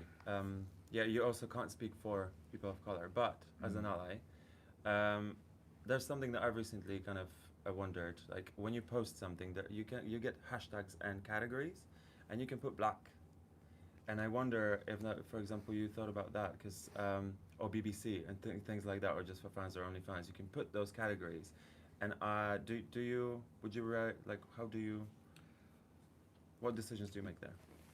That one's really problematic, because for a lot of people, hashtags and things like referring to big black cock can be something which is really personally, it can take the commodification of your work if you're doing it in porn to a whole nother level, because you're not even built up as a persona. You're reduced to a body part, and obviously that can happen within porn anyway. If you're known for certain, I've got quite big balls. That's one of the things that people know about me. Like, if that's one of the things. In case you didn't. There you go. I'm also a porn actor, so that's not just me putting it out there. He is putting it out there. But whatever it is you put out there, like, you kind of get used to doing individual components of who you are and saying, okay, you've got to fetishize yourself for your work.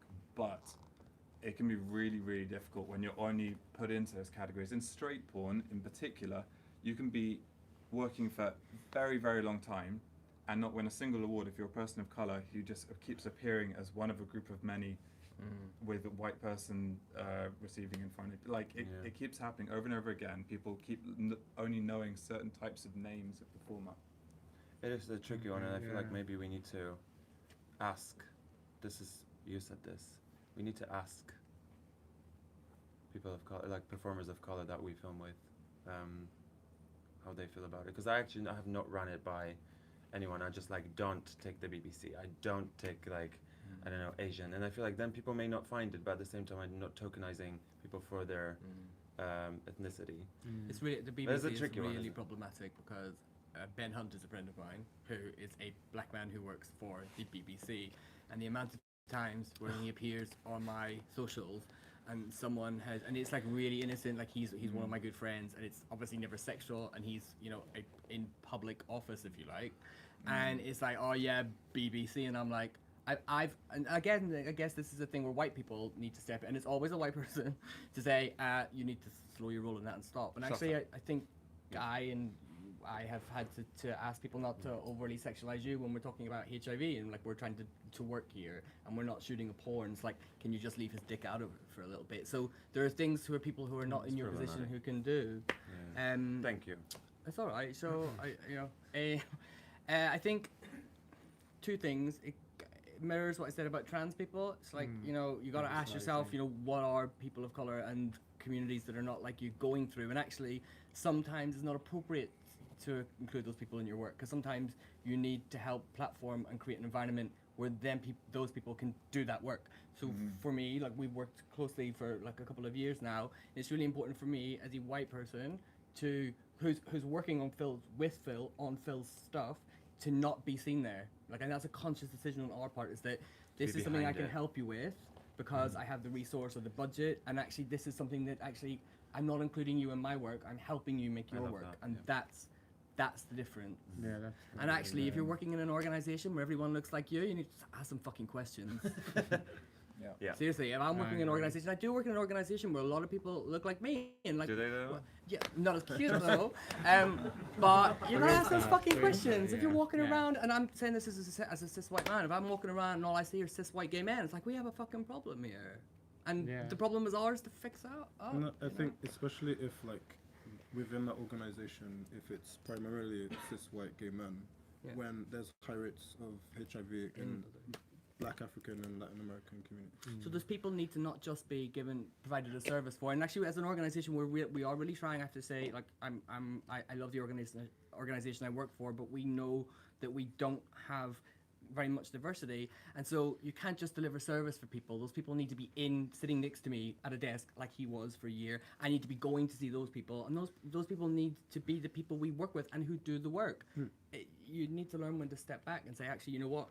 I've had my crack at the whip, and I need this. Yeah, or not even I don't understand this, but I've had it good. Like, I've had more opportunities than probably Phil would have had if he started out doing what I did, because I had that privilege. But within organizations and within our own work, you need to go, actually, I'm going to try and help make opportunities, and I'm actually going to let you run with it. And actually, that's very much how we work, and Prepster does a great job of that. It's about learning when to get out of the way and to step down and say, actually, good point. Somebody else needs to turn. Yeah. Do you feel like that's sufficiently answered? Yep. Yeah? Okay. So I would love two of you, the ones of you who haven't asked the question. Wait, who has? Jason? Rebecca's asked. Okay. Greg and Jason, I would like you to ask the audience a question. I remember what it was. It's right here. Yeah, I think there was two options. Which one do you want me to go with? Okay. I don't know if I even asked the questions right. How about financial barriers? It's even like working GHG 50, 16, I'm doing it. I feel like maybe you know what I mean? Yeah. Begin to think. Only black gay men. Okay. Okay. So how do well, I don't need to read a word for word. So basically, across the UK at the moment, different clinics charge slightly different rates when it comes to sex workers in porn getting certificates. So where you are in the country, it can be a bit of a postcode lottery. I'm asking the audience, how do you feel financial barriers are going to impact sex workers in general, sexual health? It's a difficult question. I think for me, having been a sex worker in the past, that when I got diagnosed with HIV, that was my mentor to really change my life. I think that you hit the nail on the head where you said about the finance thing, because it is a business at the end of the day, and that's how I have my personal life and I have my business life, and they didn't mix. But you have to, what your outgoings are, you have to then subsidise that onto your clients, which then means that you have to charge more.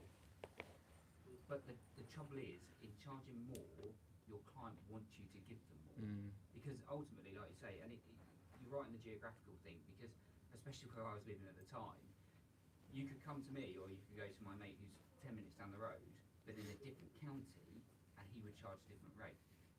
And ironically, that's the feedback that you've got from your clients was, well, why would I come to you when I can go to, Dave down the road, and he charges a different price? And it's hard to sit there and have a conversation with a client who's only interested in company, to sit there and say, well, it's true, to sit there and say, well, because the costs of running my business is different to what the costs are in Vape, and with the greatest respect, these people don't give a shit. They really don't care. So I think there has to be a national standard. That's always been my protocol, because getting the certificate at the end of the day means fuck all. I'll be the first to say that. I think it is a waste of money to begin with, because you're getting a certificate. I think it's a waste. To turn around and say about the risks and what you're prepared to do and where your status is, and it just. So in order to work in porn, a lot of the studios require a signed certificate or a piece of information with a registration number on which relates to the test that you've had most recently. In straight porn in the UK currently, you have a test every 28 days, and the last 3 tests tend to be back to back, and that's what you bring to your porn scene. And in straight porn, you tend to show each other. You exchange the certificates that way. In gay porn, it's a little bit more open, because there's a space where you can say, okay, I'm opting in to join a pool where I don't need to know the other person's status, because I'm aware of things like undetectability, and that's the type of space where the PPSD pledge I mentioned earlier is trying to respect a bit more in straight porn. But yeah, so currently you're absolutely right. There's very different pricing based across the country, and I was going to. Are there any other results out of this situation? Because there are some really unusual ones that are happening currently because of this situation. Can anyone pick out something that might be happening because of this situation? I'm still not sure I understand the question. I want to contribute, but That's my fault. as a sex worker, but I'm not sure I understand the question. So are you talking specifically about porn or sex work in general? The impact kind of spreads out, but it starts off with porn because of the requirement for that, because a lot of people in sex As a requirement, yeah, if you're shooting porn. Okay. Maybe I'll just So one thing that's happening is people are flying across the country to find the cheapest way of getting what they need for the work certificate. So you're having people traveling quite long distances. Otherwise, you're having people faking certificates because maybe they're not in a space where they're able to pay for it at that particular time, and they suddenly have to rush to a scene. Which means it's completely obsolete. Yeah. Well, Expensive. That's what I was just about to say. How much are they? So different clinics have different pricing ranges. As in the postcode thing you were saying. Exactly. Yeah. So it's, I mean, like quite here, it's quite reasonable. I mean, Dean Street's really said that they're wanting to make sure they're not getting charged for it. But at different places, you're seeing people from Scotland flying all the way down just to have a certificate done here. Wow. And the structure of all of this obviously impacts the wider public, because it's not just people in the scene who are impacted. You're not just, I mean, you're having sex more than once within the duration of that certificate. So if it's a fake or whatever, you're actually impacting a lot of the rest of the public. What is the price? What would like the average price for one of those? It costs more than a flight from Scotland to England. Yeah. Can't it, a private sometimes people will go for a private arrangement because they'll know that they'll get it, and it'll be simpler that way, and that can be £350. So if you're doing that every 28 days, if you're starting to follow the American standard now, which is every 14 days, then that's far too much money. So obviously you can understand why people are going to start flying around or faking certificates and whatnot. So the conversation needs to get to the point where the business is recognized, but also seeing if there is a financial barrier there, then risks are introduced. When there is no financial barrier there, then people are getting tested, it's reliable, and the wider impacts onto the public are something that's being cared for as well. I think probably people flying or catching a train. Or Doing the right thing, exactly. Not flying. And London would be also speed, right? Because like in Edinburgh, for example, you would have to wait 7 days to get results. So, whereas London's doing really well on that. I feel like Edinburgh, so used to same day results, I can't even stomach anything else. Entitled. Totally, why not? Yeah, it's weird, isn't it? All right. Should we move on to the next question? Yeah, I just recognize you from Twitter. I know who you are now. Sorry, Oh, okay. just came back to Hi. me. Hi. So I think I was feeling a little bit sassy when I wrote this question. I So love it's it. like, what are the things you really want to ask about HIV or living with HIV, but are afraid or have been terrified into not asking by an op-ed piece titled 10 Things Not to Ask a Person Living with HIV? Which is something that I almost did at some point. I was like, you shouldn't say that, but that's a great question. Yeah, because like we're bombarded, not these are the like never Yeah. ask a person living with HIV this question, but actually I think it's a bit bullshit sometimes. We're not as vulnerable, I guess. Yeah, some. Yeah. So you can ask anything. Anything. I think we're in quite a well-educated room. Okay. I bet. CharAIDS winner at the back looks like he has a question. Yeah. So since your diagnosis, Yeah. are you, I don't know how to describe it, would you say you feel like it's a good thing now that you have it because you're able to sort of put the message across and, you know, whereas before obviously when you found out you were distraught, but now do you feel, or like would you, if you like, do you wish you haven't got it? Like if someone could say, here's a pill, you won't have HIV anymore. No, because what would I do for a job? That's not my job. Well, so, what would we be doing today? Like, I'm a professional hipster. That's like my job. No. I move on to hepatitis. Yeah. No. So basically, so there's two answers to that question. Is that I never really struggled with it because a handful of people really close to me in the years before my diagnosis got HIV, and some of them are not with us, and one of them almost died, and one of them had a really hard time for like 10 years.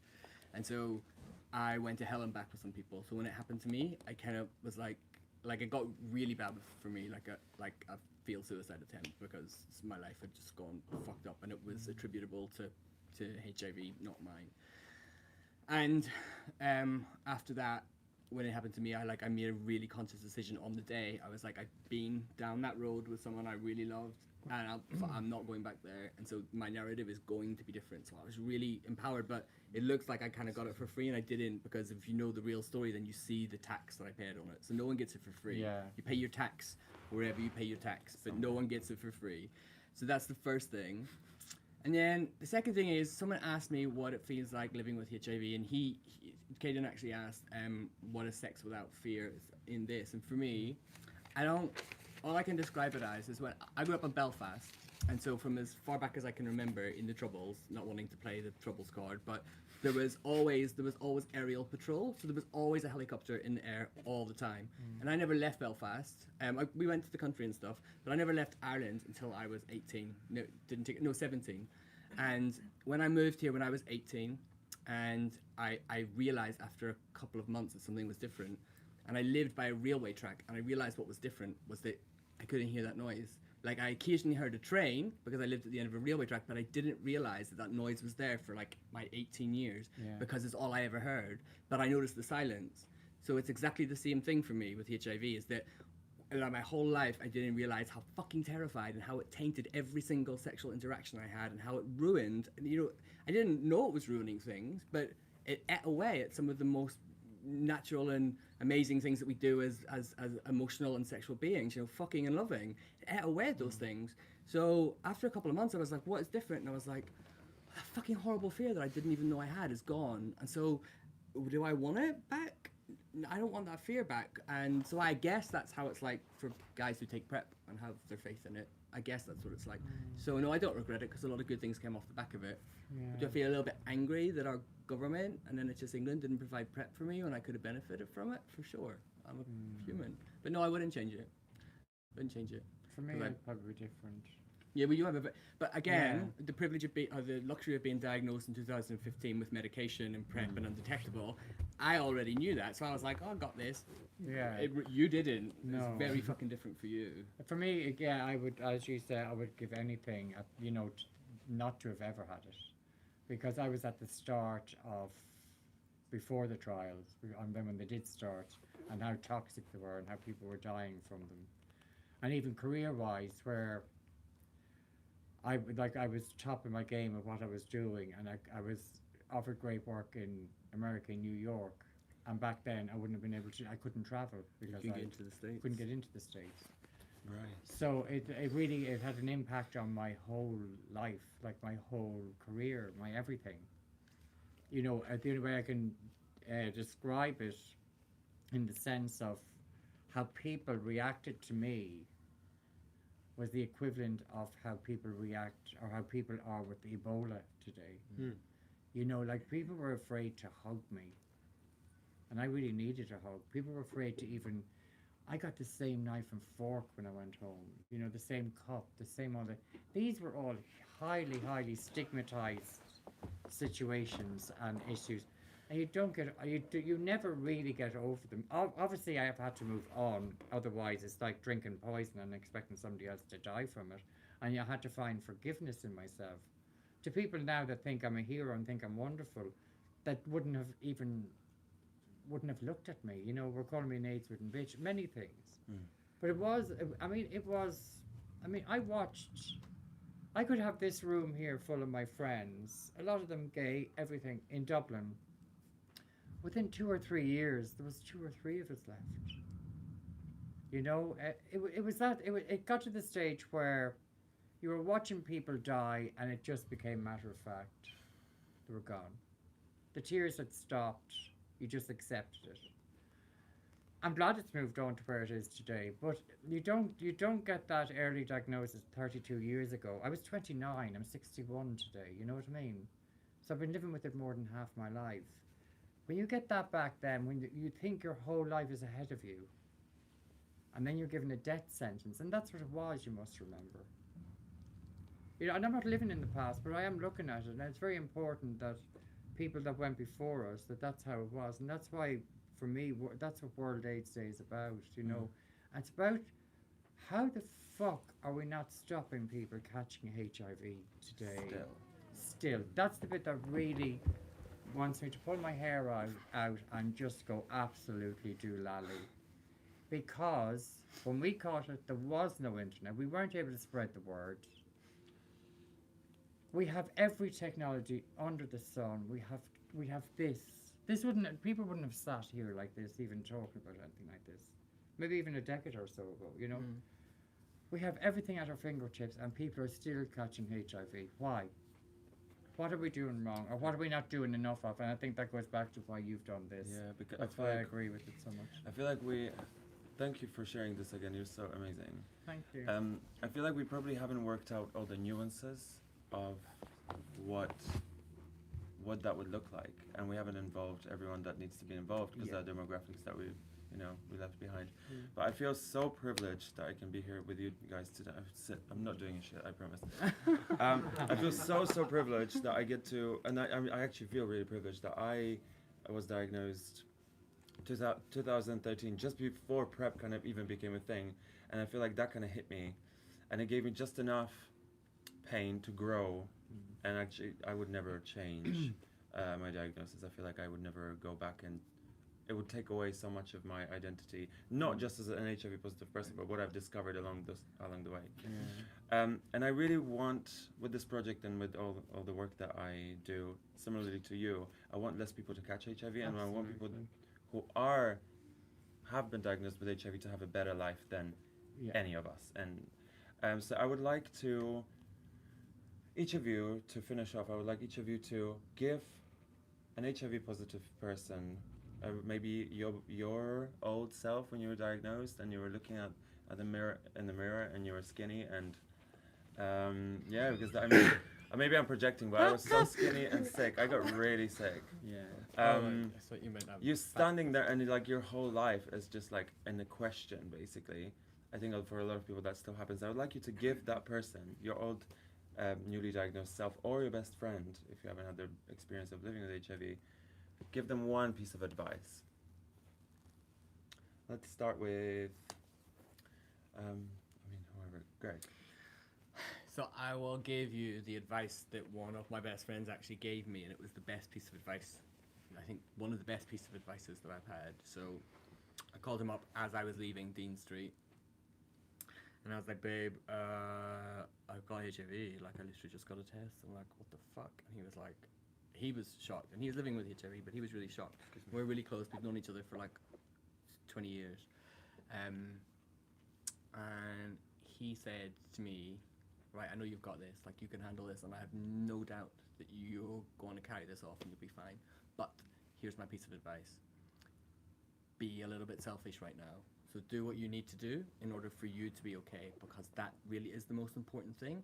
So you can run for miles and you can run rings around yourself trying to make this okay for everyone else who cares about you, and they in turn will want to make sure that you're okay, so you'll be expected to perform to their expectations of what being okay is and what they need to be okay.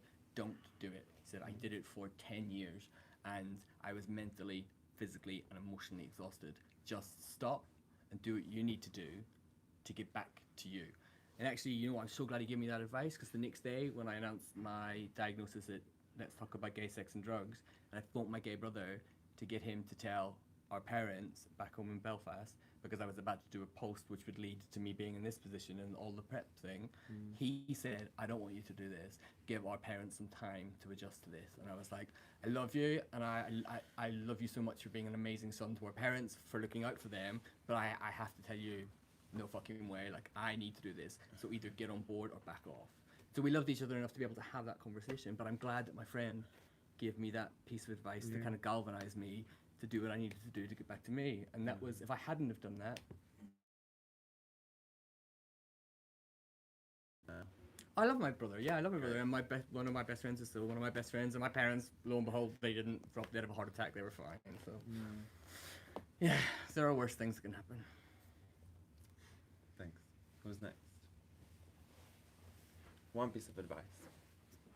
I suppose for me, it was when I was diagnosed, and I was given advice by the doctor to tell my nearest and dearest.